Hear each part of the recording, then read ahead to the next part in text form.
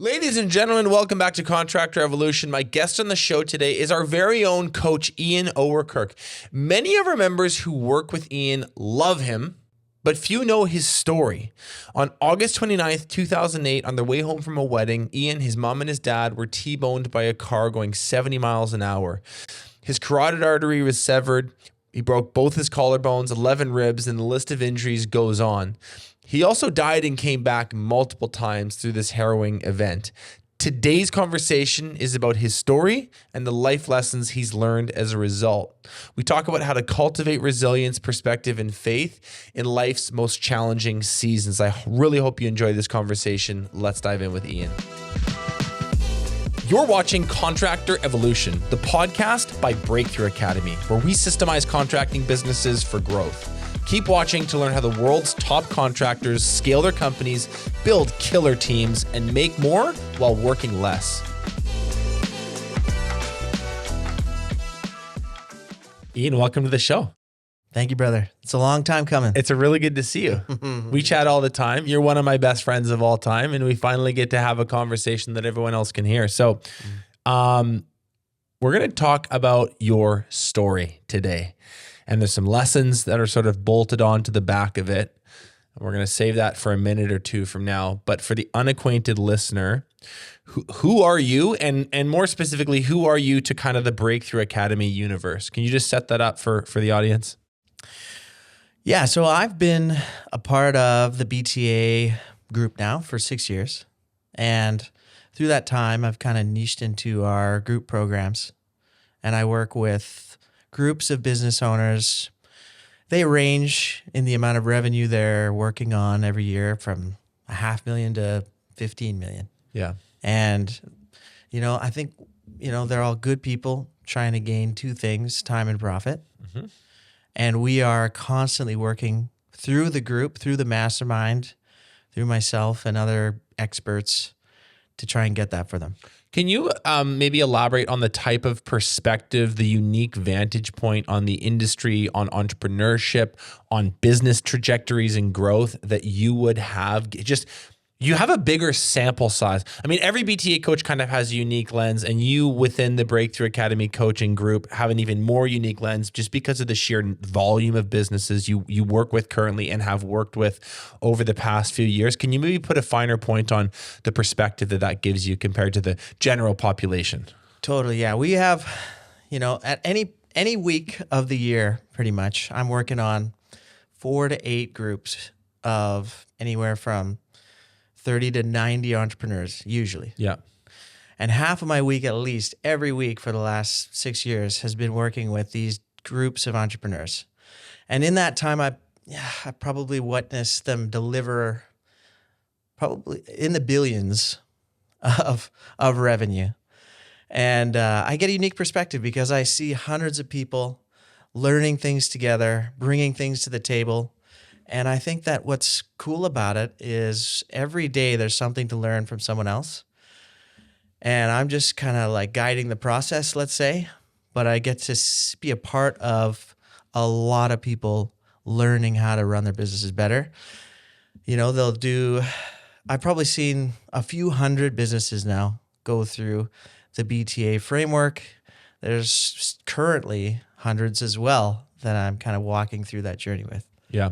So I see it's a large sample size. I see a lot of things done well, a lot of things done not so well. Yeah. And everything in between. Yes. Your coaching philosophy, when you work with a member, what's a win for you? Like how do you quantify? We can do this in a very empirical data-based way and say we want to get net profit above 10% and ideally 15%. I feel like we've kind of talked about that enough on the podcast. Like people kind of get what we're about. I'm sort of talking more philosophically, more kind of core values.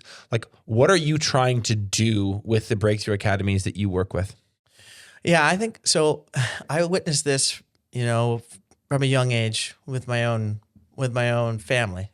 I saw somebody, my dad, who was, very, very, very hardworking and, too hardworking. Mm-hmm. And I've taken some of that on myself for sure. You know this. I do. But I'm very aware of the fact that This is a two-pronged victory, in my opinion. Okay, I like that. Two-pronged victory. What does that mean? So that means I want you to hit your goals in life financially.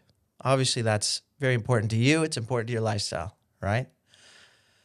To me, that's one half of the equation. The other half is, are you spending your most valuable asset, your time, doing the things that you really want to be doing, spending that time with the people you really, really value? Mm-hmm. So to me, it's equal importance. Have you had enough reps at this to say with sort of the utmost confidence that you believe in an and paradigm? In other words, like you can be super successful financially in your business, build a company that you're really proud of, that your people love working at, that your customers enjoy, and also be a great dad, be a great mom, be a great community member, have the balance part too. Totally, man. That's one of my mantras in life. Why not both? Right. Okay. Right? Why not both? Why can't we have both? Right. I think you deserve both. Otherwise, it's not worth it in either direction. So that's what you're about. That's what we're trying to do at BTA more broadly. That's what you do more specifically with your groups. You've got a really big sample size to pull from. We're going to get into your story here starting in a second. But before we start with sort of the opening scene, what are you hoping that people take away from this narrative we're about to tell? Because it's a pretty profound, pretty juicy roller coaster ride we're going to go on. What do you want people to be listening for? Yeah, I mean, I've been a part of these journeys with many business owners now. Everyone goes through seasons in life that are painful. Could be physically painful. Could be relationships are falling apart. It could be your business is floundering. Everyone goes through these seasons that are painful. And, I went through one of these seasons, still go through these seasons. We all do. This one's particularly dramatic, I'd say. But what I hope people take from this is fresh perspective, a little bit of inspiration maybe, and hopefully, a little bit of faith as well. Just a little boost to faith in yourself, faith in God, faith in others around you. And I think if we can do any one of those today, we're in good shape. There's the thing that happens. There's the season that you're going through. There's the event. There's the divorce. There is the death. There is the ailment. There is the bankruptcy. There is the key employee leaving, whatever. And then there's the response to it. And we're kind of hoping to give people some framing for the response. There's not a lot we can do about what happens to you. We'd like to maybe give some insight on how to respond to these things in the best possible way to maybe not make the bad season worse, because that's often what people do. Totally. Yeah. What can you learn from this? Maybe. And, I want to share some of the things I've learned about this. It's, some of these things took 16 years to learn. To unpack. Okay. So 16 years. Let's wind back the clock. August 29th, 2008. Yes. Let's start. What happened? August 29th, 2008. So this is the date. This is a famous date. Is it? It is. Princess Diana, rest in peace, passed away on this day. So it's actually... Do you know what year? I don't know what year. But it was August 29th. Okay. Yes. So Bluebird Day, beautiful day, perfect day. It's a great time of year. It's a great time of year, Everyone man. loves a good August 29th. I'm a fan. Dude, end of August. Totally. Is everyone's happiest time of year. You get to Labor Day, my favorite weekend of the year. You're feeling no pain. You've had a good summer. You're kind of like over the heat. You're not hating the idea of some cooler tan weather. by then. You've got a tan. I hear you. Okay. Yes. This is a nice day. End of summer. Gotcha. End of summer. My parents and I are getting ready to head out for a wedding. I did not want to go. I did not think that this relationship would last. But, your parents say you got to go somewhere, you go. So I did. They didn't last. Told you. So I was right. Yeah. But so we all get ready. We're heading out. My brother was already there. He was actually the best man. Okay. So he's in the wedding party. You He's guys in the were wedding not party. driving separately. Yeah. Gotcha. So we're driving separately. My parents and I, we're making the journey south. It's about a 2 or 3 hour drive, and perfect. Just one of those days you kind of like get excited for, right? We are just coming through this little town. This is actually the town that my dad grew up in. Port McLeod, it's called, in southern Alberta, for any of our This is small southern town. Alberta friends. This is small town. Small town. Yeah. Small town. Cute little town, though. Yeah. And we come just outside of town, just south of this town. There's this place where there's kind of this natural blind spot where these two highways kind of meet. Okay. Okay. And my dad, he's driving, he's doing his thing.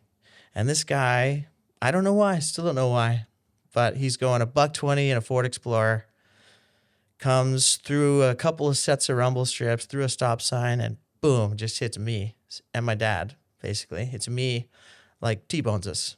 Hits me sitting there. I'm behind my dad. Your mom's in the car? My mom's in the car as well. Hits us. Boom. But at 120, so fast that he basically just shoots off over top of us, lands upside down in the ditch. What side of the car were you impacted on? So we were hit on the left side Left side of the car. You're in the rear passenger, like left rear Driver's seat. side. Driver's side rear. Yes. Mom's front right, passenger, dad's driving. Yes. Okay. Yes. Gotcha. Car smashes you guys, careens over or spins out. You guys spin out, he goes over you? Yeah. Okay. Yeah. So he basically ends up in the ditch. We just spin. I remember basically up to a certain point, the gas station we stopped at before all this happened. Mm-hmm. I kind of have flashes of out of body, and then I wake up in the hospital. That's kind of like The quick one. The quick synopsis. the quick synopsis. Talk about the out of bodies. Yes. So the one I remember on scene is where basically I'm kind of looking down at myself on this side of the road, like bird's eye view. Bird's eye view, Yeah. almost like a video game character, but Exactly. further up, higher up. Yeah. 6 feet in the air, 10 feet in the air, something I'd like say that. more like 20. Okay. I'm like up there a little You're bit. up there on a tree branch. Yeah. Looking down on the Exactly. scene. I got you. And what do you see? I see myself just kind of laying there like a shadow, basically, like I'm gone or about to be gone. And I can see myself there, and I can see, like you kind of go towards the light, and I go towards the light, and it is like, it's all the things they say. It's calm, it's peaceful, it's beautiful, but I'm not happy to go there. I'm mad. Right. I am furious that I know you I'm well like, enough. I to do know not that- want to yeah. go. I've got too much to do. Yeah. I've got too much to do, and I have too much to live for. And I was just angry, furious. So I kind of like start to feel that, and then the weightlessness, boom, and that's kind of the end of it. Okay. Could you see your parents in the scene? I can only see me. Okay. Yeah, I think it's just a glimpse, really. You come to hours later, days later. So I had multiple resuscitations. So I was kind of like brought back to life a number of times. I wake up in the hospital. I am like attached to 24 different tubes and monitors. It's like a movie scene. It's a movie scene. Yeah. I'm actually kind of upright. I got the neck brace on. I'm just sort of like locked in, basically. I can't really move. I can't talk. I can just kind of like glimpse around a little bit, but I'm just like locked in because I don't want you moving, right? Yeah.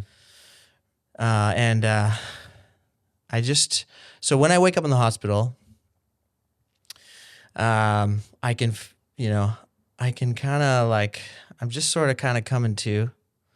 They had already told my mom, my brother, that I would probably be a lot different.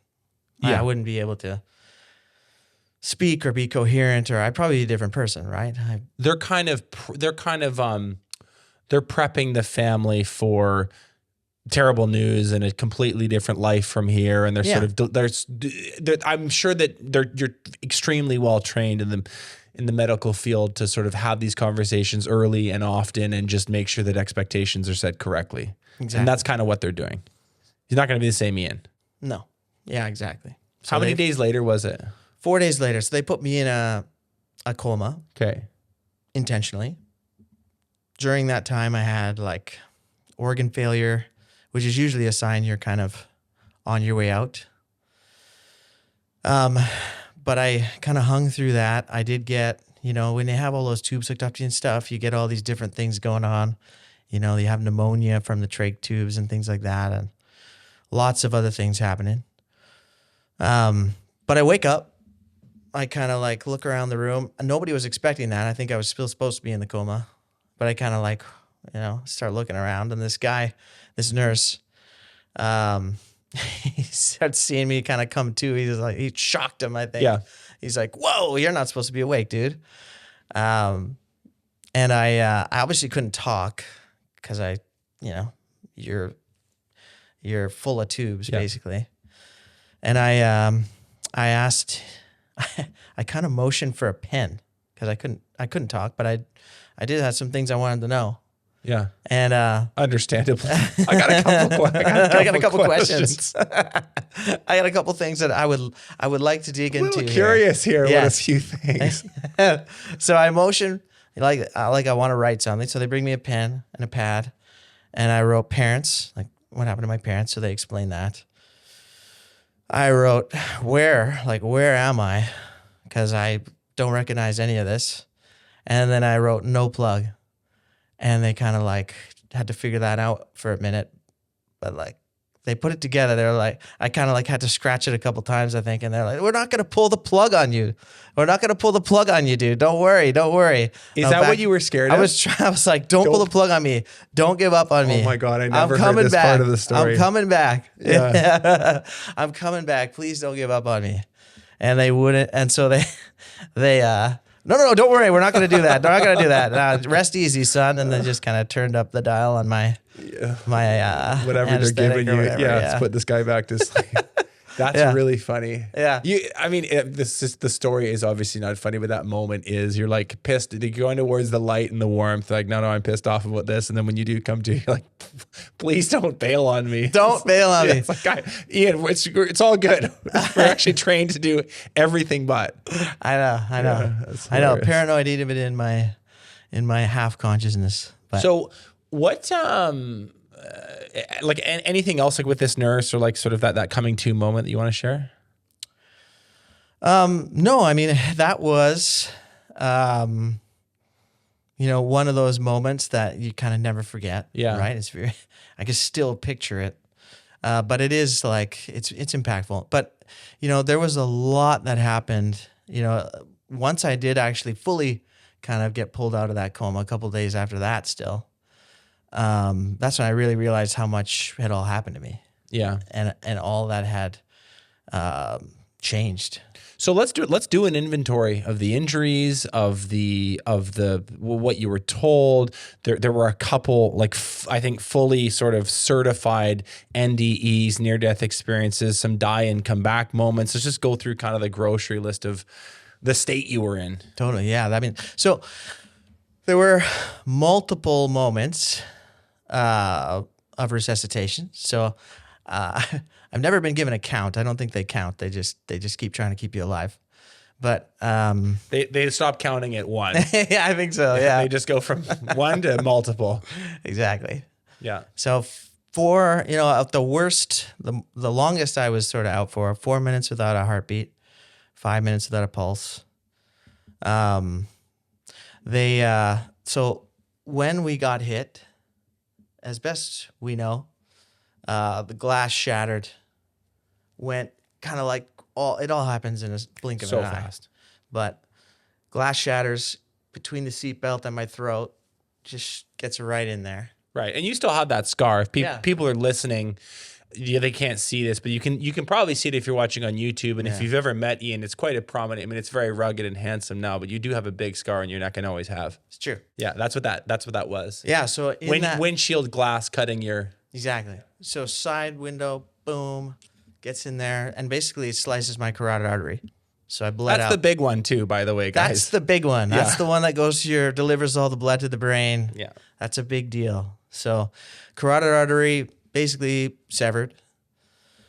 That was the biggest trauma they were obviously very worried about. For sure. Because, I mean, even the guy who was first on scene, I met him years later, and he said, He didn't recognize me.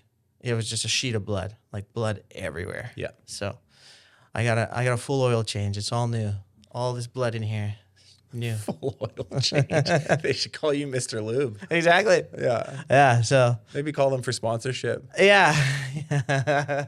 So that's a big one. Yeah, that's a big one. That's a big one. But your body, your skeleton. I mean, there breaks. And Yeah, man. So ligaments. Tell us about like the rest of the fractures. yeah, I had like 20 to 30 breaks and fractures. I don't know the exact number because it's all so 11 ribs, both collarbones. Oh my God. I had vertebrae in my neck broken, nose, jaw, skull, facial, orbital bones. Basically just like a plate that drops Yeah. and just stays in place, but it's broken, right? Yeah. So all kinds of fractures and breaks and bumps and bruises. Like I'm black and blue. Everything is different than it once looked, right? Internal bleeding? I did. So I had my spleen removed. They did a full laparotomy. So they took the spleen out, checked for any other internal bleeding. They basically cut you open from like here down to the base of your stomach and pull you all open, make sure everything's okay. And then they let you heal from the inside out.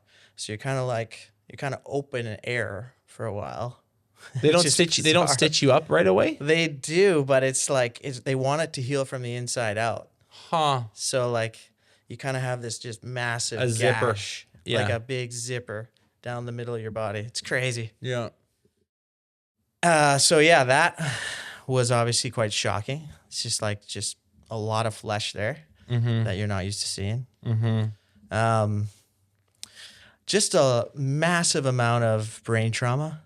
So like you can imagine like when you get hit that hard, the brain just kind of snaps against the side of the skull and sort of bounces back, right? It's very elastic, but thunk, thunk, right?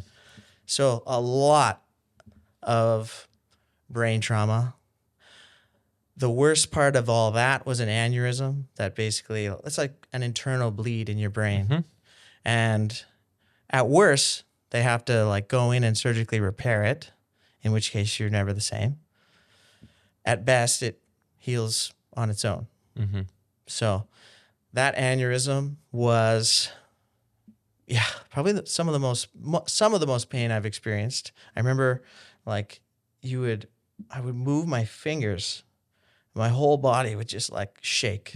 It was just unbelievable pain. They say it's one of the most painful things you can An aneurysm. experience. Yeah. Huh. I didn't know that. It's think about like, basically like something inside of your brain, like expanding or bleeding. Yeah. And I don't know why, but for me at least, it was just incredibly painful. And they do say that aneurysms are one of the most painful things you can experience. But it for me, it was just vividly painful. Yeah. How long were you in the hospital with all this stuff? 4 weeks. Talk to me about those 4 weeks. 4 weeks, which it actually doesn't seem like that long, all things considered, but a lot of work during that time, just keeping you alive. And through that time, they're doing all kinds of testing and checking and, I didn't realize, it wasn't 3 weeks later, they found out that there were certain breaks that they didn't know about. Like I remember I kept complaining, like, I can't grab things. Like, what's wrong with my hand? Oh, your thumb's broken, There's so many things that they don't even really quantify it all at once, right? At a certain point, they're just trying to keep you alive. They run out of paper on the list, right? Exactly. They're just like, oh yeah, no, and by the way, like. Oh yeah, that too, yeah. Yeah. And it's just like, it's just the nature of something that traumatic happening. And they would put you through all these different tests. Like I remember one night to stop the bleed in the brain, they did, they basically try and go in through one of the main arteries in your groin, and they try and put in a balloon to stop the bleed, artificially stop the bleed. And I remember, I took my identity from my intellect, my grades, my religion, and my looks. And so when they put that balloon in and they asked me to count backwards from 100, In that moment, I was like, wow, they really do think I'm retarded. Yeah. I'm gone. It's a bad word to use, Yeah. I guess now, but they really do think I am dumb. Permanently brain damaged. Yeah. Never going to be the same. So they asked me Quasi-vegetable. Yeah, exactly. So they asked me to count backwards from 100 as they try and put this balloon in. And I'll never forget it, man. I was like, got back. I think it was in the 80s somewhere. And all of a sudden, like, they put this balloon in and I had nothing. I couldn't count backwards anymore. Yeah. It was so scary. Yeah. I Like had the realization that you couldn't do 99, 98, 97. just blank, full blank. When they put that balloon in, it was full blank. It was terrifying. Because you're supposed to know, Yeah. but you don't know. Yeah. And I was shocked, and they realized that wasn't going to work. So they abandoned that idea. They did 4 of those. So they basically tap into this main artery in your groin, the biggest one you got. And they'll usually, they'll send a camera, they'll shoot dye, or they'll just try and test, through that. And it was kind of gruesome. You're not supposed to move your leg for like a few hours after, because if it kinks or snaps and you start to bleeding, like they can't stop it, and you'll be dead. Yeah. So you're just like laying there like just terrified that you're gonna just snap open. But so they're just this few weeks of just testing and more testing. And I remember, dude, there's so many moments. Like I remember there's a type of trauma-induced, like extreme diabetes, essentially. And they wouldn't let me drink. Like I couldn't actually drink anything. No water. No water. anything. Mm-hmm. I remember they would just kind of like sponge you. They'd give you a sponge. I remember just like begging my brother for more of the sponge because my nose is broken. It's packed tight. Mm-hmm. So you're mouth breathing constantly, but you can't drink anything. Yeah. And you're just in a desert. What's going through your mind over these 4 weeks? Like, what are you like? What kind of mindset do you have? Are you optimistic? Are you hopeful? Are you like, my life is never going to be the same? Maybe I do want them to pull the plug. Like, what's going on in your brain in that month? I think for me at least, I was angry. About what? Just the fact that it happened? I was angry at the fact that it happened. I was angry that everything seemed like it was going to be different. Right. Or never the same. I was angry because I was, in my own eyes, I was kind of an ugly dude all of a sudden. Right. I had all these scars and I was black and blue and swollen and chunks of hair missing. And, you're just sort of embarrassed. Yeah. And, you're terrified because, you've had these moments where your brain just isn't working. Yeah. It's not working. And you're not sure if it's ever going to work again the way it did. And you're in a lot of pain. Yeah. And you feel alone a lot of times. Is there anything that you held on to in that section that just helped you get through it? Was there a mantra, a prayer, a belief system? Was it family support? Like what were some things that you maybe found useful? One of the things that got me through it was definitely my brother. He never left my side basically the entire time I was there. And he did everything he could to try and make it livable. Mm-hmm. I mean, I don't know what it's like when your brother's kind of like laying there almost dead, and you're trying to you're withholding a sponge from him because the nurses told you not to. It's a pretty weird experience. It's heavy. Yeah, it's heavy. So, I think my brother was one. I think I've always believed strongly in God. Mm-hmm. And that definitely, on one hand, you're so angry at God that you're there. Mm-hmm. And you're like, in my case, I thought I had lived so well, that I don't deserve this. Yeah, I don't deserve this. Yeah. How come this is happening to me? I always tried to do the right thing. I was always trying to be good. I was always trying to do the right thing for people, and and live healthy, all those things. And then you're there and you're like, there is a bit of like, well, why me? Yeah. The injustice of it all. Exactly. They say a lot about these massive injuries that there's quite a bit of, like, a huge amount of the prognosis and the outcomes depend on the patient and their own like resilience and toughness and ability to kind of, you can distort reality to some degree, bend it to your will based on how badly you want to get out of there, how committed you are to the process, how clearly you see a vision for yourself in your life after this event. Were you like, talk about the maybe getting back on your feet stage of this? When did you get out of the hospital? What did you go do next? How did you kind of get back into life? Well, yeah, I mean, I think I'm lucky, I suppose, because I've kind of like, maybe it's the Dutchman in me or something. I can be stubborn. Mm-hmm. And I kind of, during that, that period when you're out of the hospital, that first year especially, it's just millions of appointments. It's like constantly talking to professionals and them doing their job and basically, preparing you for the fact that you'll never be the same or probably even close to the same.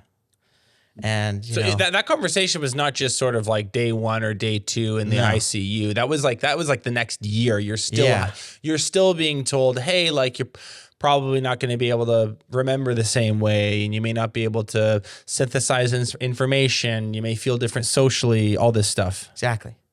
Man, like, it was just meeting after meeting, appointment after appointment, just, they're obviously preparing you for the worst. Right. And doing their job and explaining, well, all of these things that you do need to know. But after a while, you just start to, get so defeated. Did you start to believe them? I did start to believe them. But then I also like, another mantra worth living by, I think, is like, you can prove them wrong or you can prove them right.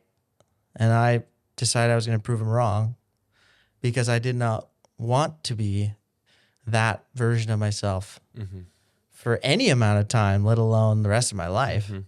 I was, you would go from being a 4.0 student and everything comes really easily. And it's, you got to focus on it, but focusing is easy. Everything comes to you pretty naturally. You don't have to work that hard, right? You go from that to basically just having to relearn how to learn. Nothing comes easily. I remember getting lost. Just walking around the university that I knew so well. I got lost. Didn't know where you were. Like a little kid. Yeah. I was just like, I was like, can you help me? Any other like cognitive stuff that you remember? Man, the worst I think was trying to have conversations, trying to remember stories, trying to, just live, right? And I would constantly get halfway through sentences and trail off, forget, could not come up with the words. And it was just over and over. And it just, awful. It's just driving me embarrassing. Crazy. It's embarrassing. Yeah, it is because you're constantly. And you're a smart guy. Everyone knows that of you. So that would be especially it's painful. Yeah. And mostly it's embarrassing. Like, it's just constant jabs at your ego and your self-worth when you're trying to get through a sentence and you can't even finish it. Because that's not you. That's not me. Yeah. No. And, that and, going through classes and just, not being able to focus, trying to like, kind of like feel your body again. Cause I was in really good shape, man, like really good shape. And I was a gym rat. I was in there all the time. I was, sometimes I'd have like, 2-3 hour sessions, just going hard. Yeah. And then from that to like, lost 40 pounds in like 4 weeks. In the hospital. Yeah. So you're 40 pounds lighter. You've got all these scars and limitations and you can't do certain things. You can't breathe certain ways. Everything hurts. Nothing works properly. Yeah. And you start, worrying like, is this going to be where I end up? Like, is this going to actually be who I end up forever? Yeah. It's interesting. Like I've known you a long time and I don't think I'm giving away the ending here by saying this, but, when we go houseboating or we're doing stuff in the summer, we're doing social stuff and you take your shirt off, it's visible. Oh yeah. So I don't know if you know that. No offense. I know you're really, secretly vain guy. You don't want to hear this. It's, I mean, I'm a pretty observant person, and I always notice that you've got the scar under your tummy is still there.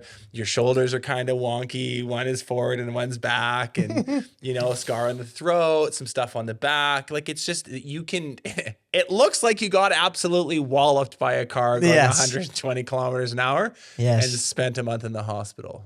Yeah, man, and there's still to tell the tale. Oh man, I mean, you can see it. There's still like chronic pain. There's still issues. Yeah. Like, did my body ever get back to what it was? No. Yeah. But I mean, luckily that happened in my 20s because I mean, it happened to my dad in his 50s, and he didn't fare as well. So let's move forward. Like, what you're out of the hospital, you kind of come out like this mummified version of Ian, but you're really committed to not stay there. And you want to get back. There's a sense of urgency, I guess, to kind of prove them wrong, get back to your old self. What steps did you take? Were you back to school? When did the business stuff kind of start to take off for you? Yeah. So, as I'm kind of like getting all these opinions and starting to worry about where I'm going to end up in life, I decided I got to start challenging myself. And I really want to be the best version that I can possibly pull out of this new version of Ian. Yeah. So I start doing things that are uncomfortable. Like? So I got involved in like different business competitions. So we would do case studies. So I just practice talking and practice like embarrassing myself, missing the ends of sentences in front of people. And I would just get out there. I'd get uncomfortable and I would embarrass myself and I would challenge myself to just keep getting better and better and keep trying to figure it out. So I joined it's an annual thing. They do business case competitions, and we were just trying to solve problems and give presentations in a specific window. It really is a ridiculous task if you think about it, because when are you ever going to be trapped in a room without internet? And not be able to look up certain facts. These university case study business thingies. Here in Canada, they're called JDC. And I think they probably have an equivalent in the States. Yep. So I was doing that stuff. Through that I actually met his name is Leighton Healy, one of my first mentors, and he was part of this organization called College Pro. Yeah. And I went to him actually, and I said like, hey, I want to try something to see how far I can go and see, without a ceiling, how high I can climb and just do everything I can to prove myself in something. Yeah.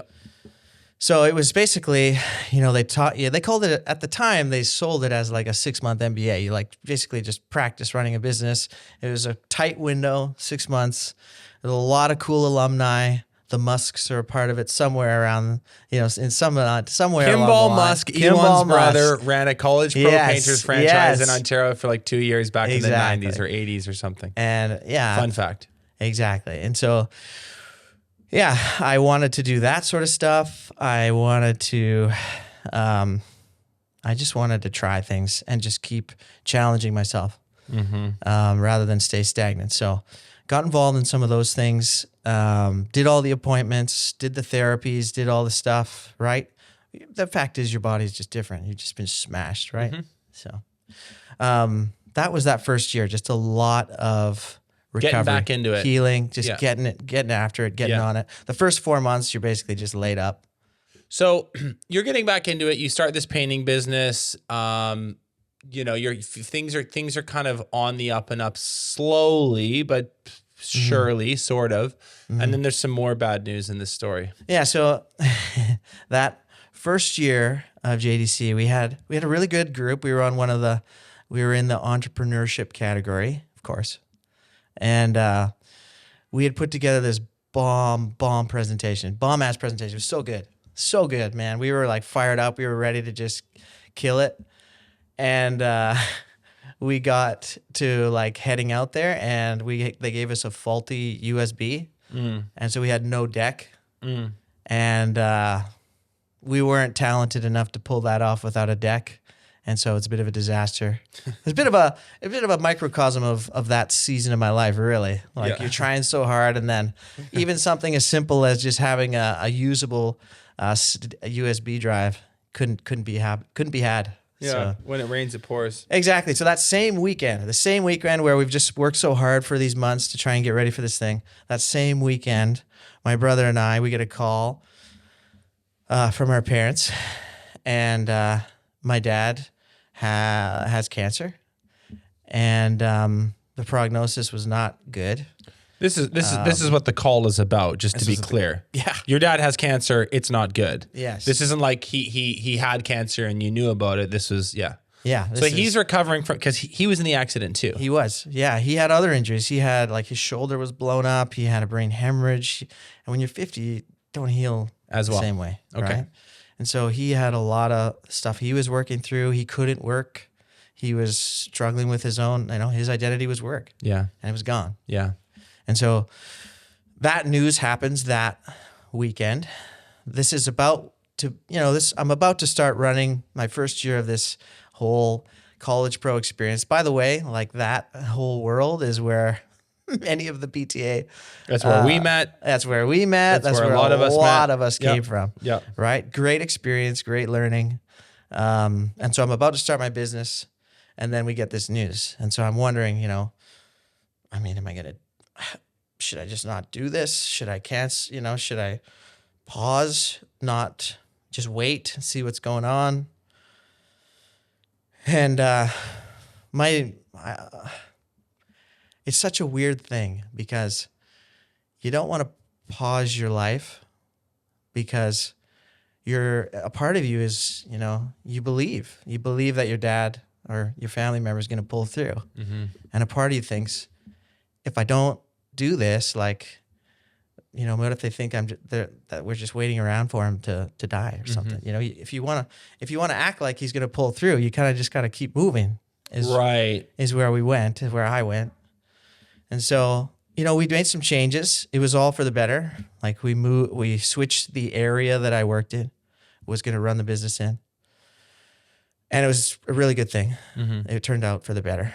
You went back to Lethbridge, in other words? No, actually, I ran the business. This is always nerve-wracking, but ran the business in the area I grew up.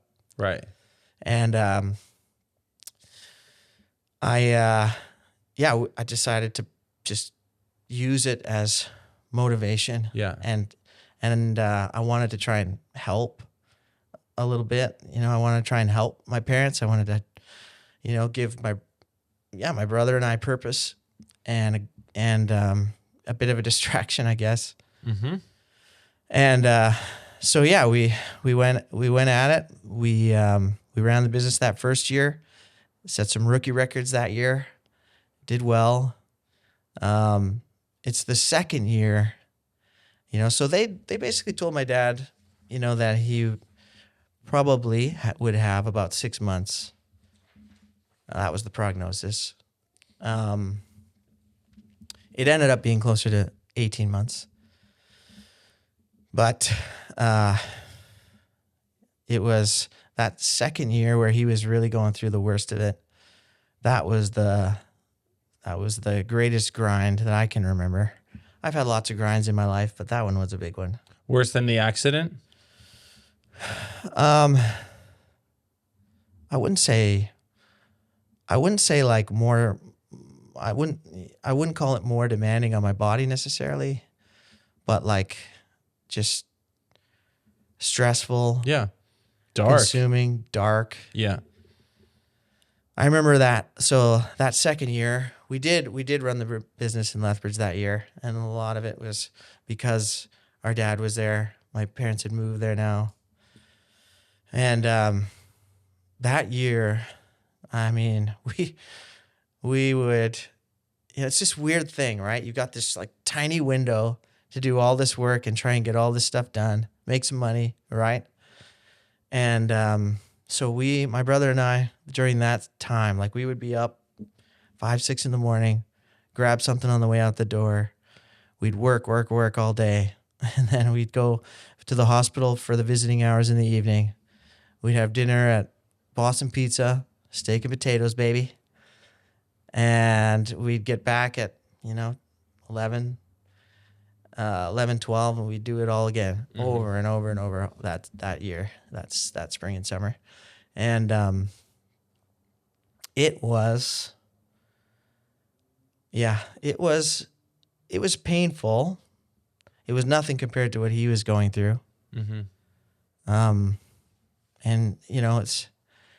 it's a challenging thing, because on one hand, you want to be there, you want to spend time. On the other hand, you're wondering, should I be there more? You're just always kind of second guessing.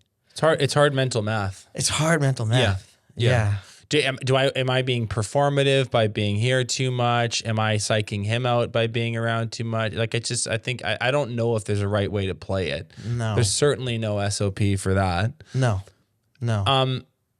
And so you guys did remarkably well in those college pro years, won a lot of awards, broke records, made a bunch of money for a young guy. But at the same time, you were doing this on basically as a shell of your former self, and your dad's dying. And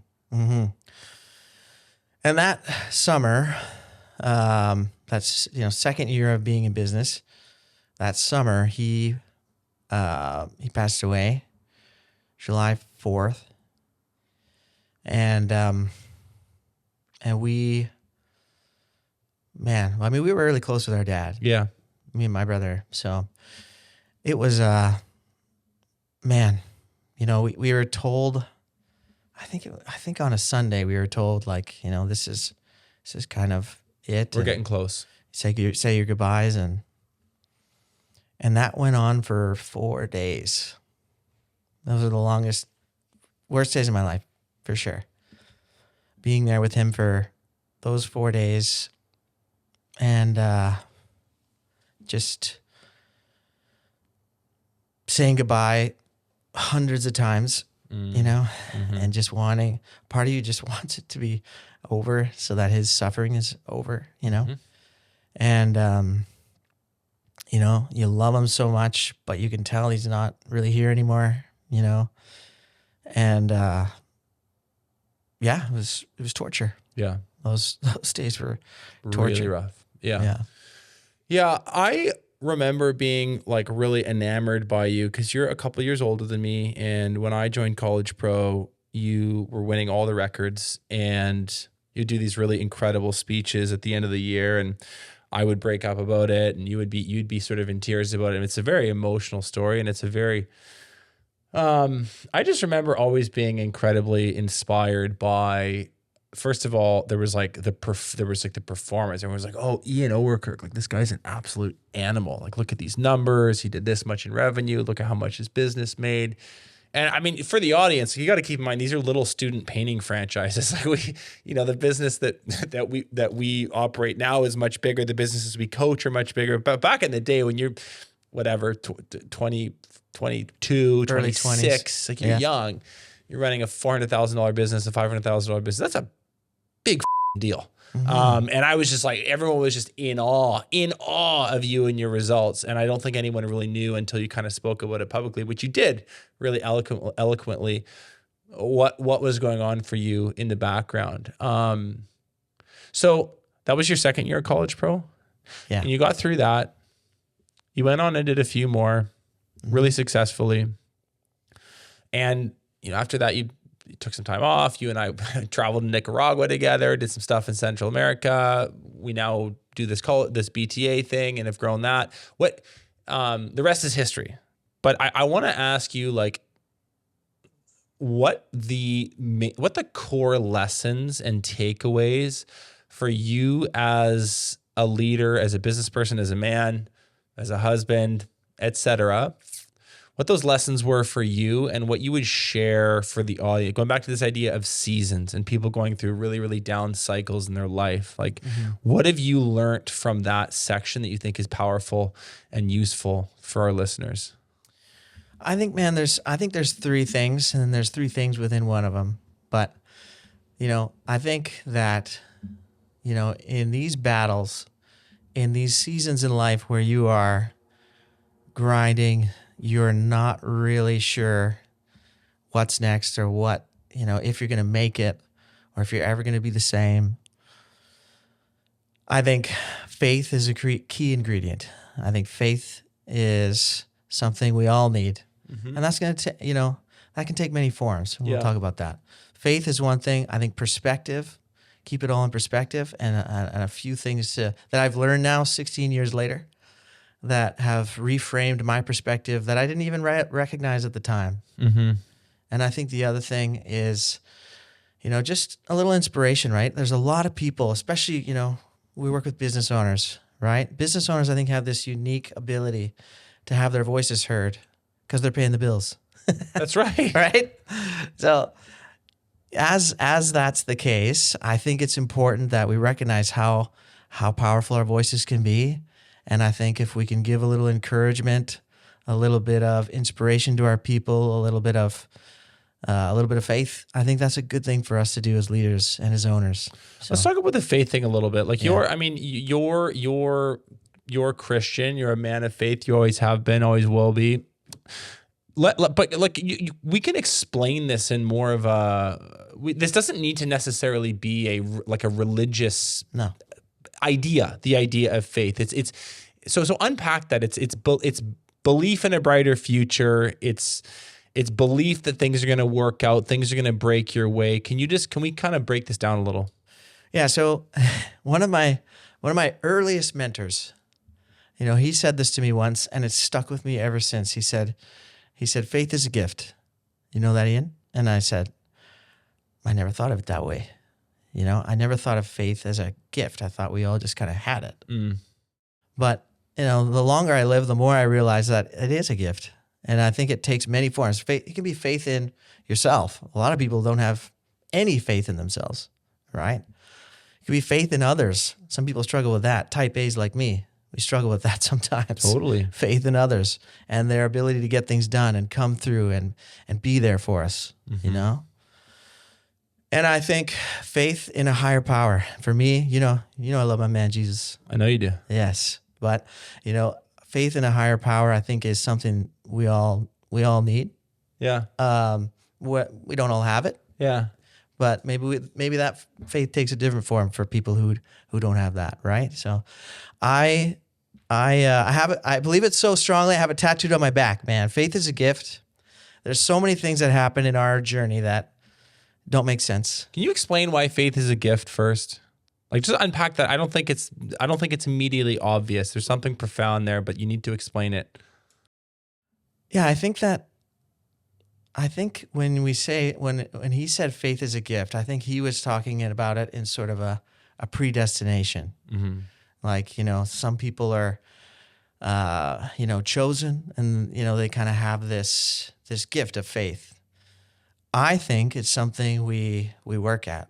I do too. Yeah. I think that faith is something we work at. And it comes and goes. It comes and goes. And if we're if we're looking for it, right, you can see the patterns, right? And you can see the things that, just seem remarkable or miraculous. And those are exciting. And I think that's, to me, like the gift is being able to, take the time, reflect, see it, capture it, meditate on it. Yeah. And it becomes real.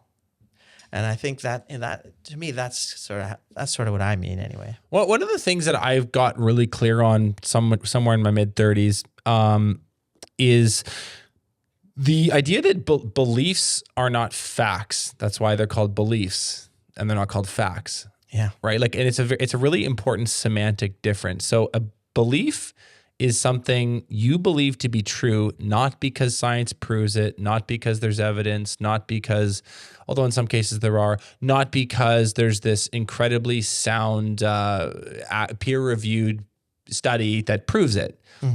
A belief is different in the sense that you hold it because it serves you. You choose to believe something because it makes your life better to hold that belief. And I, like, in my experience, when I've lost kind of touch with that, my life really falls apart when I lose touch with with a belief in a brighter future and a higher power, all that stuff. And it does come and go. And I really have to work at it, probably more than other people. And I've just found that a useful framing in distinguishing between those two things. You don't need to have inarguable proof for something to be a belief that works for you. Mm-hmm. Yeah. And I think, man, I mean, there's power in belief, you know? Major. Yeah. That's why you hold it. That's why you hold it. And I think that it can be motivating, it can be inspiring, it can be freeing, you know, when you find it. So for someone listening and maybe their mom is dying, not their dad, or maybe they've got their, marriage is falling apart. Marriage is falling apart. Who knows what's happening? They got a kid that's really troubled. They've got whatever. Insert problem. What would be your advice to them around faith, around belief? I would say, I think that kind of leads into the next part, the next lesson, so to speak, is it's about perspective. And I think that, that was one of the first lessons I ever learned from my dad. I'll never forget it. We were driving around. I can still tell you where it happened. And he was explaining to me, one of his glory day moments, in how good a shape he was in or something. And I was, you're quizzing him as a kid. You're like, hey, well, were you the strongest guy in town? Or you're the strongest guy here and there? And, he said I was. And then this guy half my size just dummied me on a lift. And I was forever humbled. Yeah. And he told me in that moment, like, it's all perspective. You could be great at something in one area and, comparison's the thief of joy, right? There's always going to be someone better somewhere, somebody who thinks differently or, who has you beat, right? And so life is a game of perspective, right? And that was one of the first lessons I ever learned from him, and it was beautiful. And I still, all the time, I'm reshaping perspective. And, if anyone's going through these seasons in life that are painful and hopeless, right? I think that what I've learned now in going through many of these moments and doing a lot of reflection is usually you're gaining one of three things, I think. I think you're gaining courage, you're gaining capacity, or consideration, compassion, whatever you want to call it, right? To me, no matter what you're going through, you can probably see that at least one of those three things is changing for you. And if you're looking for the moments, right, there's always things, there's always things that you can cling to that are still unique or special or significant that don't make sense. Like there's always something. It sounds so cliche and cheesy, and I hate it when people say it to me. I know, but when people say like, oh, it could be worse, right? They're not wrong, even though you're pissed off about it when they say it. Then when you start actually diving deep into it, there's always things to be grateful for. Well, there's that whole our mutual friend Fife, who you've met. So he always talks about, and the first time he said it, I was like, "You're such a hippie. Like give me a break." He's like sort of dealing with crisis or dealing in these moments. He just says, you ask yourself the question and you seriously try and answer it. Where is the gift? And so you have to look for it. In bad case scenarios, you have to really, really look for it. And it's not. It's not to make light of a bad situation. I'm all for a good sulk. I'm all for wallowing in it, as you know. But it has helped me in certain moments go, okay, well, this is completely falling apart in my life. This relationship is completely falling apart in my life. This is abject failure on every level. There's no other way to look at it. But it's a forcing function to make me get back in touch with myself, get back in touch with my self-care, get back in touch, like blah, blah, blah, blah. You can find the GIF if you look for it, but you do have to look for it. And I think that's what you mean when you say it's a matter of perspective. Absolutely. There's always things. Gratitude solves a lot of problems. It really does. Right. And I know in my own story, right? People don't generally walk around with scars here, right? It's like when your carotid artery gets mostly severed, like you don't live. No.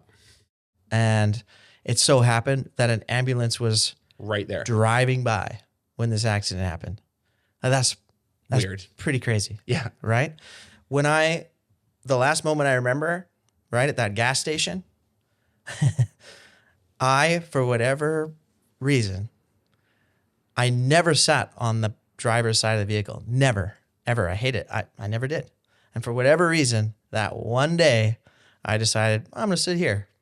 And I sat on the side that, would have been the worst possible place to be. So you moved into the impact zone. I moved into the impact zone. I thought this was going a different way. No, man, no. I moved out of the impact zone. zone. I was like... I think I'll try. I'll try this seat today. I think I'll try this side for once. Exactly. Like, you know what? This Let me mix it up a bit. Let me mix it up today. This seems like the right day to do Nailed this. it. Yeah, nailed it. And that's where I got obliterated. Yeah. Clearly that was meant to happen. Yeah. And there's all kinds of moments that are miraculous in this story, and that's where I think the faith piece comes in, or the observation, the gratitude comes in, because there are so many things that I'm thankful for. Right? There was a night where the aneurysm was at its worst, and the doctor said 90% chance he'll have a stroke and be never the same, or we'll have to operate. And again, he'll never be the same. So some people heard that. They had a prayer group come together at the church. They were up at it all night and never had a stroke. Yeah. Never had surgery. Yeah. These are sorts of things that you're like, okay, those are pretty amazing things. And even in the worst of circumstances, there probably are good things to find if you look hard enough. You and I talk about this all the time offline, and we talk on the phone often, and we visit each other in person often. I come to Calgary, you come to Kelowna. You and I have a very, very vibrant friendship. And one theme that we talk about a lot is this is happening for me, yes, not to me. Yes. How on earth can you make the case that getting completely annihilated by a vehicle, dying and coming back 4 times, losing your pulse for 4 minutes, having to relearn how to learn. How can you make the case that happened for you and not to you? Mm-hmm. Yeah, I mean, we ruminate on that a lot. These things, these seasons, they're not happening to you; they're happening for you. And when I look back now, it took me a while. Yeah. But when I look back now, I can see that all of these things happened for a reason, for a purpose, for a benefit. And, again, it was capacity, it's courage, yeah, or compassion, consideration for others. And, I can see looking at these moments that I went through with my dad, with myself, and all of the moments in between, and all of the pain in between, and all of the tears and blood and pain in between. I can see those 3 things, mm-hmm. how they came through. And capacity, right? When you have to relearn how to learn, you are essentially kind of, looking at what I do now, it makes perfect sense, right?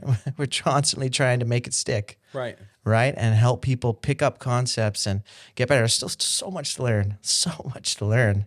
We haven't mastered it. I haven't mastered it by any means, but that I had to become resourceful. I had to be curious. I had to ask for help. Mm-hmm. I had to, reach out to experts. I had to get extra, exam concessions. I had to, kind of rewire the brain to where I could still pick up concepts and put sentences together and practice and embarrass myself and keep challenging to just actually have it not be easy for me, because that's what it was before, but to actually have to like be resourceful now, get creative in solving problems rather than it just being automatic, easy, right?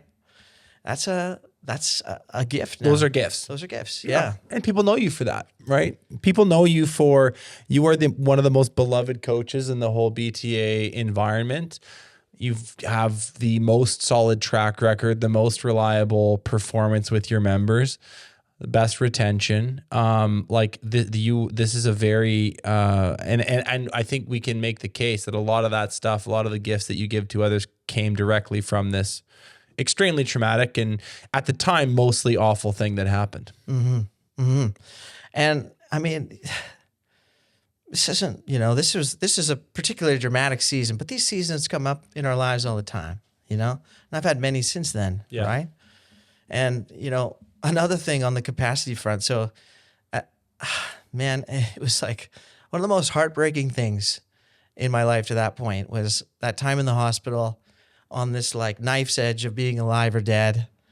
And no one came to the hospital unless they were asked, which I found particularly hurtful because I thought I had more, I thought I had different relationships than that,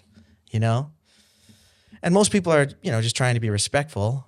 But in my mind, I was like, man, like, Get your ass down here. Yeah, no one's coming. Like, it's weird, And I realized that I had to make more capacity, more space in my life for meaningful relationships, And, and I have flipped the script there, man. I have gone full out in trying to get as many of those as I can in life because that's what it's about. Yeah. And when you go through these times and no one shows up, it's pretty sad. And they did show up, and some of them, I'm sure I just didn't know about, right? Or they asked, and my family was distracted and they never got back. But it seemed to me that I was disappointed that there weren't more people there. And so I invested in that. I just went all out trying to build that in my life because I realized it wasn't a big part of my life till then. Okay. There's something that you talk about a lot with your members, I know, because they tell me, and this is probably a good place to bring this in for a landing. Like you talk a lot about, you mentioned it earlier, becoming an inspiration, finding a way to sort of use your voice as an entrepreneur and have an impact on people, and using that very unique role as a small business owner to be a bringer of light, a doer of good, someone that brings about goodness and growth with the people around them. So just talk a little bit about that kind of philosophy that you try to impart on the people you coach. All right. So as business owners, the things that we say, the words that we use or don't use, they have a lot of impact on people, I think. And I have, these moments in life where we are learning capacity, where we're, all these things, they're always teaching us something. So, all these things that I went through, all these things that I've experienced, right?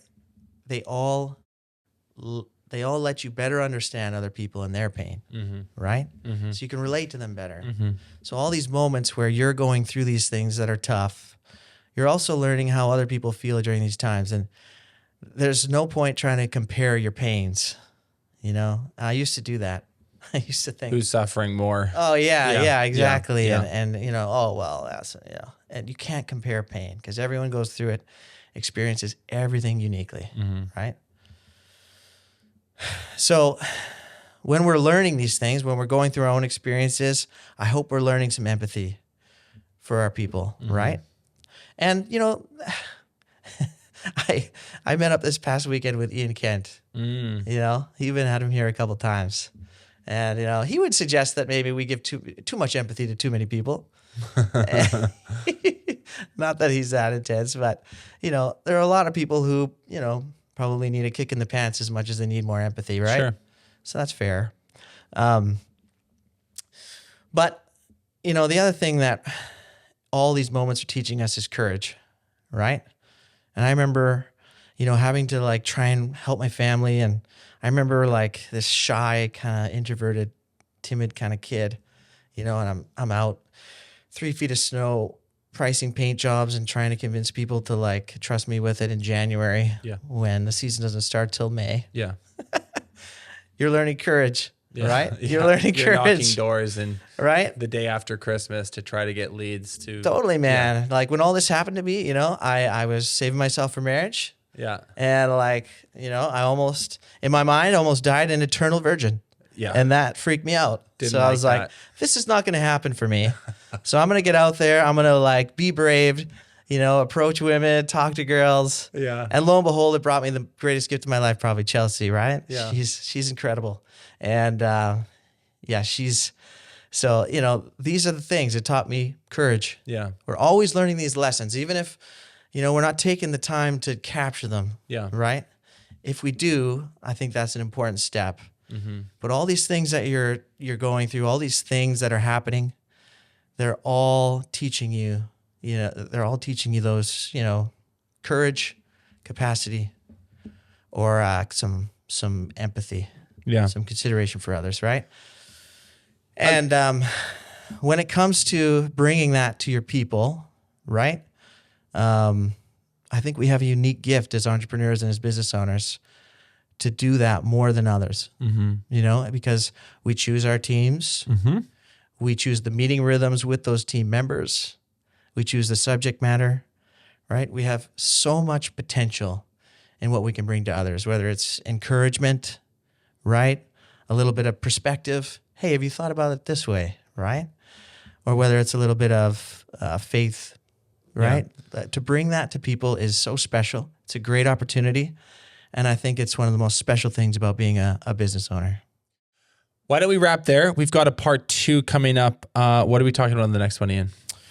So we're going to go into the 6 core disciplines of being a business owner, being a small business owner. That you coach. That we coach, that we sort of, you have. Specifically your spin on them. Exactly. We'll go through the sort of the best things to do in each of those disciplines to get the most success the fastest. Yep. And we'll go through kind of what I think is a great order to process mastery or at least proficiency in those 6. Cool. So, we'll hit that next time. Beautiful. Thanks, buddy. Of course, brother. Thanks so much for watching this episode of Contractor Evolution. If you've already subscribed to our channel, consider sharing this episode with another contractor who you think needs to hear it.